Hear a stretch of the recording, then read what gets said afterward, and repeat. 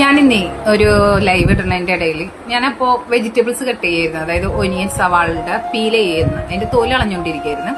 അപ്പോ ഞാൻ ജസ്റ്റ് എനിക്കറിയുന്ന ഒരു നോളജ് അപ്പൊ പറഞ്ഞതാണ്. അപ്പൊ പലരും അതിലൊരുപാട് സംശയങ്ങൾ വെച്ച് വിശദമായിട്ട് പിന്നെ പറയാന്ന് വെച്ചിട്ട്, അതായത് ഞാനപ്പോ പറഞ്ഞത് നമ്മ ഏത് വെജിറ്റബിൾസും കട്ട് ചെയ്യുമ്പോൾ അതിന്റെ ഷേപ്പ് മാറുന്നതിനനുസരിച്ച് അതിന്റെ ടേസ്റ്റ് മാറുമെന്ന് ഞാൻ പറഞ്ഞിരുന്നു. അത് എന്നെ സംബന്ധിച്ചിടത്തോളം എന്റെ എക്സ്പീരിയൻസ് അനുസരിച്ച് നോക്കിയെടുത്തോളം 100% അത് ഉറപ്പ് തന്നെയാണ്. കാരണം ഇപ്പൊ നമ്മൊരു ഒനിയൻ എടുത്ത് സവാള എടുത്ത് സ്ലൈസ് ആയിട്ട് കട്ട് ചെയ്ത് അതുകൊണ്ട് ഓംലേറ്റ് ഉണ്ടായി കഴിഞ്ഞാൽ അതിന് വേറൊരു ടേസ്റ്റ് ആണ്.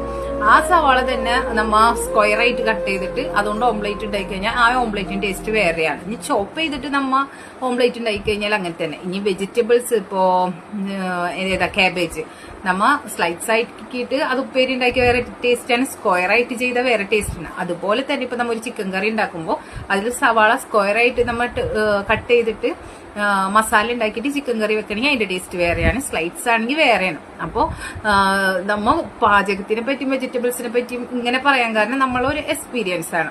നമുക്ക് ഏതൊരു ചെറിയ അറിവും അതൊരു വലിയ കാര്യം തന്നെയാണ്. അപ്പൊ നമുക്കറിയുന്ന ചെറിയ നോളജ് നമുക്ക് മറ്റുള്ളവർക്ക് ഷെയർ ചെയ്യുമ്പോൾ ഒന്നും സംഭവിക്കാൻ പോണില്ല. ചിലപ്പോൾ ഇനി ഇതിൽ വല്ല വ്യത്യാസങ്ങളുണ്ടെങ്കിൽ പുതിയ കമന്റുകൾ വരും, അപ്പൊ നമുക്ക് പുതിയ അറിവ് കിട്ടും.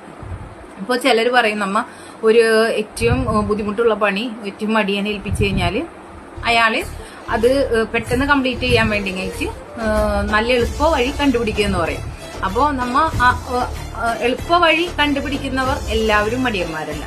അതായത് അയാൾ ഒരു എളുപ്പ വഴി കണ്ടുപിടിച്ചതിന് ശേഷം നമ്മെ പുറകെ പോണവരൊക്കെ എളുപ്പ വഴി ഇതാണ്, ഒരാൾ കണ്ടുപിടിച്ച റൂട്ടിൽ കൂടെ നമ്മൾ പോകുന്നതിൽ ഒരു കാര്യമില്ല. കാരണം നമുക്ക് സഞ്ചരിക്കേണ്ട എന്താ പറയാ വഴികള് ചൂസ് ചെയ്യാന്നുള്ളത് നമ്മളുടെ ഓരോരുത്തരെയും ഇൻഡിപെൻഡന്റ് ആയിട്ടുള്ള ഒരു ഫ്രീഡാണ്.